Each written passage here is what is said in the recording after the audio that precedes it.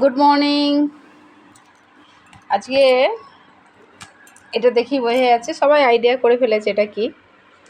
আসলে এখন যে ওই পেন্সিলগুলো রাখার যে বক্স পাওয়া যায় না, ওই চেনটা টেনে দিলেই ট্রান্সপারেন্ট যেগুলো আছে ওগুলো বেশি দিন যাচ্ছে না। ঘরে আনলেই একদিন দুদিনের মধ্যে ফেটে যাচ্ছে, নাহলে চেন কেটে যাচ্ছে, নাহলে ছেড়ে যাচ্ছে।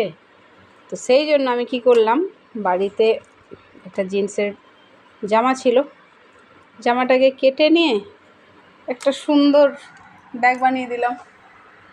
এই যে চেন দেওয়া ব্যাগ, একদম বিশাল বড় জায়গা ভেতরে।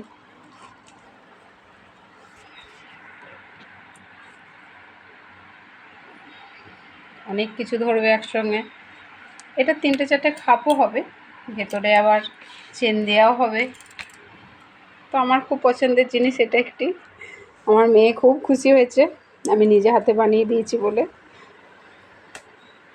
ছোট্ট একটা ওয়ার্ক, আর ছিঁড়বেও না, বেশ বড় সাইজেরও হয়েছে, সেফটিও থাকবে। কেমন হয়েছে